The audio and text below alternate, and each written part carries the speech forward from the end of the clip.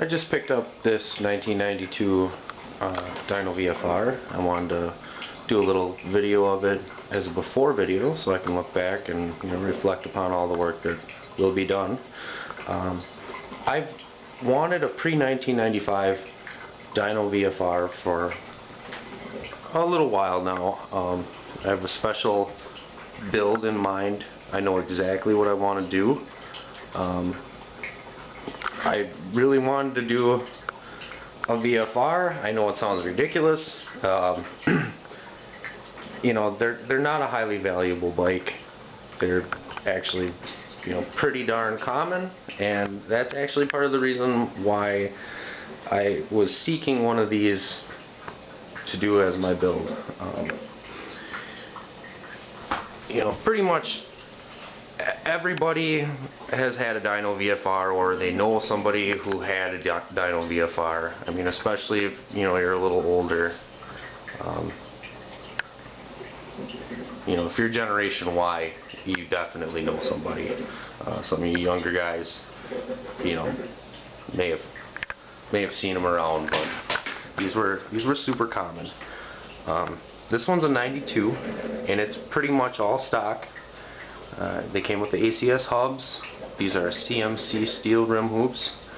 They're chrome plated with a black powder coating top edge.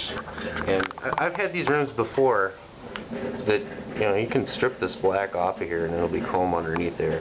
Because they use powder coating, the powder coat electrostatically sticks to the chrome surface and it stays on there versus being painted on. So if it starts looking shabby, you can strip that off and they'll look great underneath there. They came equipped with the Bulldog brake, alloy seat clamp. This one's missing its factory nylon seat.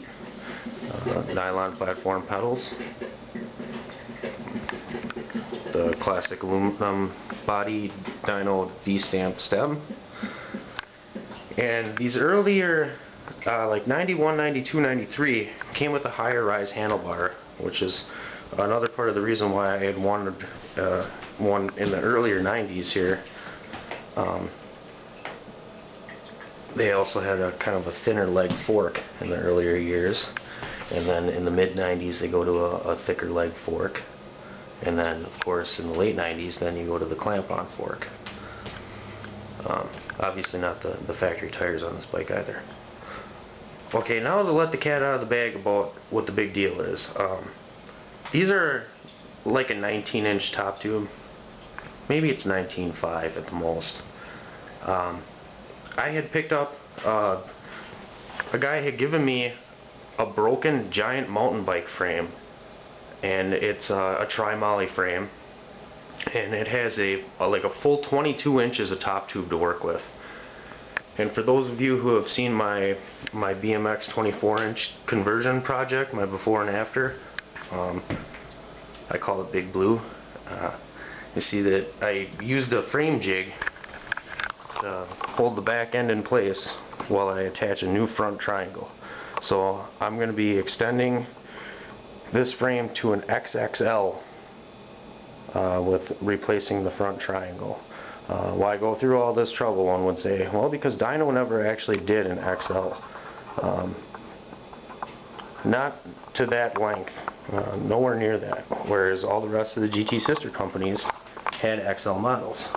Like Powerlite has the P61. Auburn had the RX.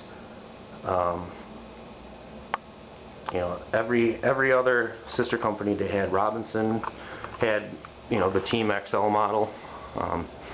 But Dyno got left out. They never got an XL frame. So I'm going to stretch this to an XL. It'll have a 1 1/8 head tube. We're going to go with a different fork. I'm going to retain some stock attributes, but add some custom touches too. The tall bars are definitely going to be carried over on the new build, and we're going to do a 1993 silver fade to black finish, much like the factory 93 finish. So those are all on the checklist. Odds are probably pretty high on a disc brake as well. So pretty exciting stuff. Definitely overkill. Way overbuilt for a VFR, but that's entirely the goal. So you have to check that out. Thanks for having a look.